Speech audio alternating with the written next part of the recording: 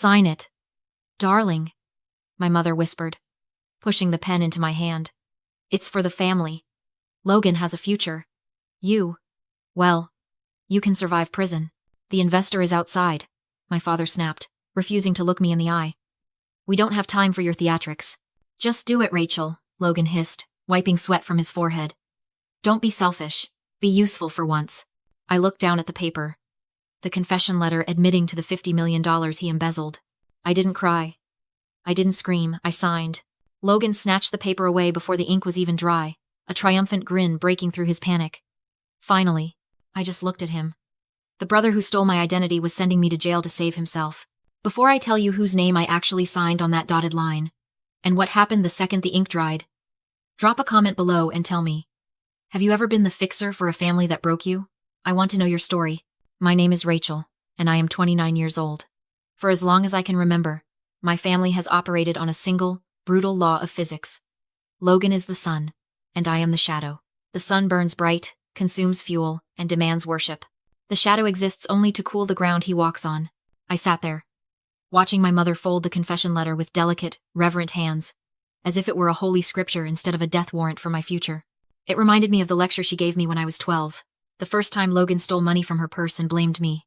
You have to understand your place, Rachel, she had said, brushing my hair while I cried. Your brother is destined for greatness. He carries the family name. You are the support beams. Nobody sees the beams, darling, but if they break, the house falls. Your only job is to bear the weight so he can shine. It's a noble sacrifice. That was the cannibal's logic my parents lived by. They didn't think they were evil. They genuinely believed that consuming my life to fuel Logan's was the natural order of things. To them, I was a spare part, a biological backup drive to be wiped whenever the primary system crashed. They thought I was broken, unstable. My father liked to tell his golf buddies. Rachel has episodes, my mother would whisper to the neighbors. It was the perfect cover. While they painted me as the fragile, incompetent daughter who couldn't hold down a job, I was building an empire in the dark. They didn't know about the night trading.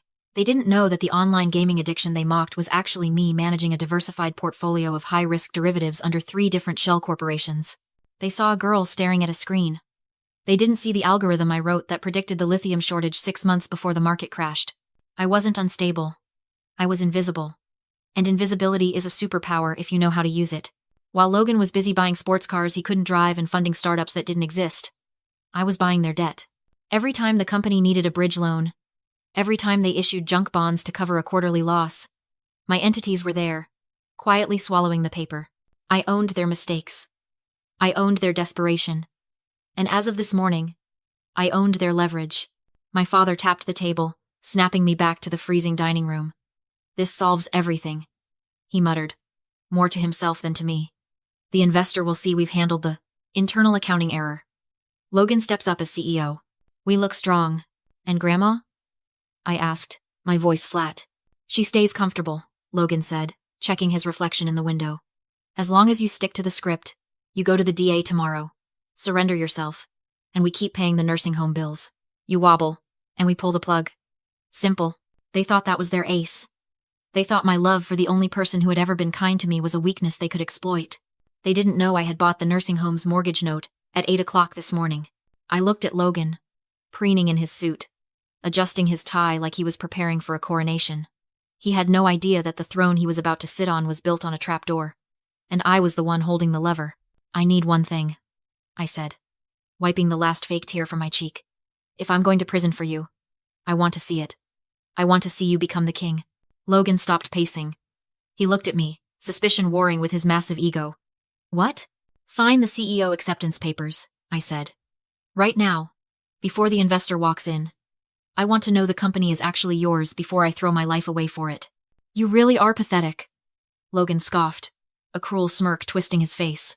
But I saw the glint in his eyes. He didn't hate the idea. He loved it.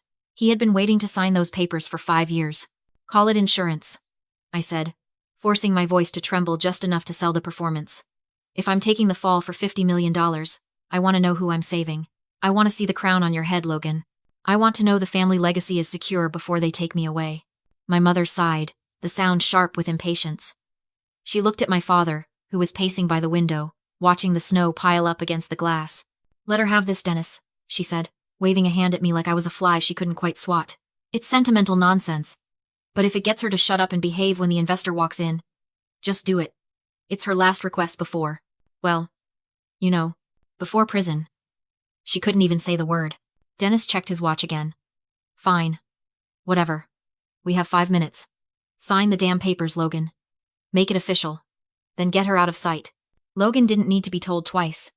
He practically lunged for his briefcase, pulling out the leather-bound corporate binder. This was his moment. The moment he had bullied, stolen, and lied to achieve. He laid the document on the table, right next to my confession letter. Appointment of Chief Executive Officer. Full authority. Full liability. He uncapped his fountain pen, a Mont Blanc. I knew for a fact he had charged to the company expense account, and flourished his signature on the bottom line. The scratching of the nib sounded loud in the quiet room. He blew on the ink, then held it up for me to see, grinning like a shark that had just smelled blood in the water. Happy now? He sneered. It's done. I'm the king, and you're nothing but the scapegoat. I looked at the wet ink. I looked at the date. He thought he was signing a promotion. He didn't know he was signing a confession of his own. I stopped crying, instantly. The tears simply evaporated, replaced by a cold, dry, calm. I sat up straighter, the slump in my shoulders disappearing. Yes, I said. And my voice was different now, steady, flat, lethal. I'm happy. I reached under my chair and pulled out a second folder. A thick, black portfolio that had been taped to the underside of the seat. Logan frowned, his smile faltering for a fraction of a second. What is that? That, I said, standing up, is the rest of the paperwork. The doorbell rang. It was a sharp, demanding sound that cut through the silence like a knife. My father jumped as if he'd been electrocuted.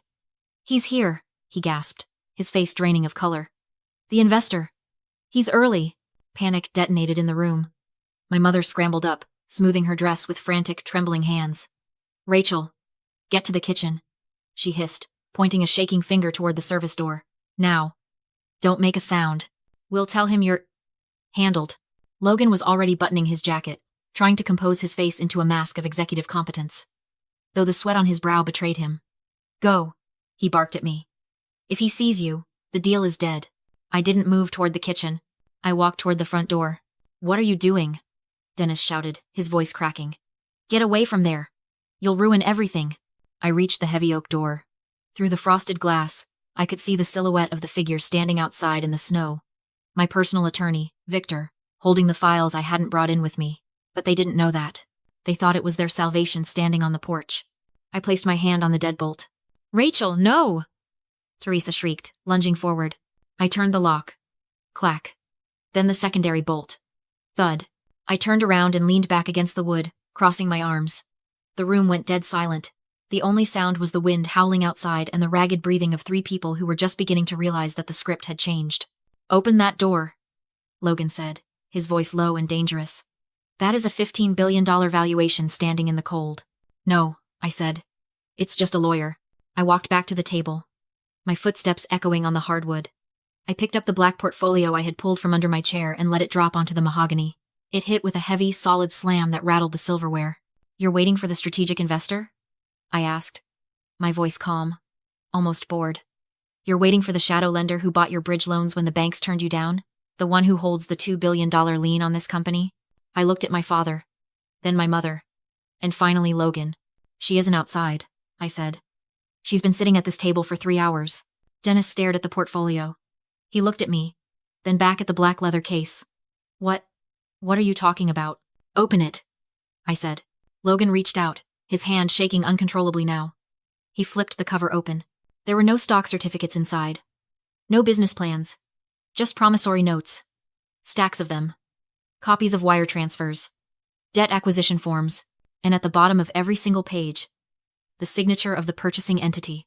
Shadow Corp Holdings, LLC.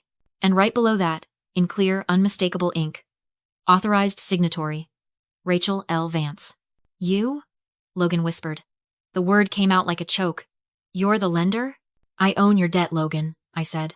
I own the bridge loans. I own the equipment leases. And as of 8 a.m. this morning, I own the mortgage on the facility that is currently keeping Grandma alive. The color vanished from Teresa's face so fast, she looked like a corpse. You thought I was unstable, I said, my voice dropping to a whisper that carried more weight than a scream. You thought I was playing video games in my room. I was building the cage you just walked into. So what? Logan's voice cracked, trying to find traction in the freefall. He slammed his hand on the table, trying to regain the dominance he had held 5 minutes ago. So you bought the debt. Big deal. That makes you a creditor, Rachel. Not the owner. I am the CEO. I run this company. I can renegotiate terms. I can drag you through court for 20 years. He pointed a shaking finger at the document he had just signed. This makes me untouchable. I have full executive control. My father nodded, latching onto the lifeline. He's right. You've made a strategic error, Rachel. You showed your hand too early. We can restructure. We can find new backing. I smiled. It wasn't a nice smile. It was the smile of a hunter watching the prey step directly onto the pressure plate. You really didn't read it, did you? I asked softly. I walked over to the table and flipped the CEO appointment document over. Not the one he signed, but the corresponding addendum in my portfolio. I spun it around so they could read the highlighted paragraph in the middle of page 4. Covenant 4B. I read aloud, my voice cutting through the room like a scalpel. Acceleration clause, upon change of control. Logan squinted at the paper, sweat dripping onto his collar. What does that mean? It means, I said, leaning in, that the terms of the $2 billion loan were very specific. The debt was stable as long as Dennis remained CEO. But the moment a new CEO is appointed specifically, any family member with a history of financial negligence, the debt matures immediately. I tapped the wet ink of his signature. By signing that paper, Logan, you didn't just take the job, you pulled the trigger. The entire $2 billion principal is due. Right now. Tonight. We'll declare bankruptcy, Teresa snapped, her protective instinct kicking in. The company goes under. Fine. We start over. You get nothing. Wrong again, I said. I flipped to the next page. The personal guarantee. Because the company's credit rating was trash, the lender required a personal guarantee from the incoming executive officer. You signed that too, Logan. It was part of the standard package you were so eager to autograph. The air left the room. Logan looked down at his hands as if they didn't belong to him anymore. You tricked me, he whispered. You hid it. I didn't hide anything, I said. It was right there, in 12-point font, on page 4. You didn't read it, because you were too busy imagining your name on the door. You were too busy treating me like a prop in your coronation instead of the person holding the contract. This was the trap. It wasn't a hole I dug in the dark.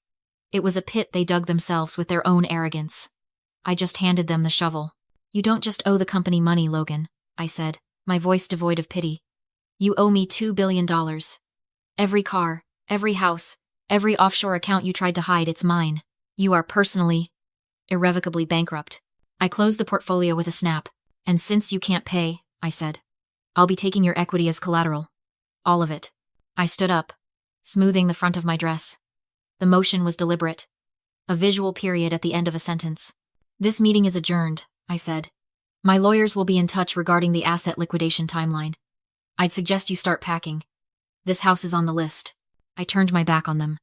It was the ultimate insult dismissing them as threats. I walked toward the elevator that led down to the garage, my heels clicking a steady rhythm on the floor. I reached for the call button. Then I heard the scrape of metal on stone. It wasn't a subtle sound. It was the screech of a heavy iron fire poker being dragged across the slate hearth. You aren't going anywhere. Logan's voice wasn't human, it was feral. He blocked the only exit, gripping a fire iron so tightly his knuckles whitened. The useless bully I grew up with was gone. Something desperate and unhinged stood in his place. Sit down, he snarled, pointing the poker at my chest. My mother screamed. Logan silenced her with a roar. She signs the debt over to me, he said. Nobody leaves until she does. I kept my voice steady. This is kidnapping, he laughed. Who's going to know? Blizzard outside. Power out. If you fall down the stairs, who questions it? The unstable sister? He advanced. I saw murder in his eyes. Dad, I said. Control your son.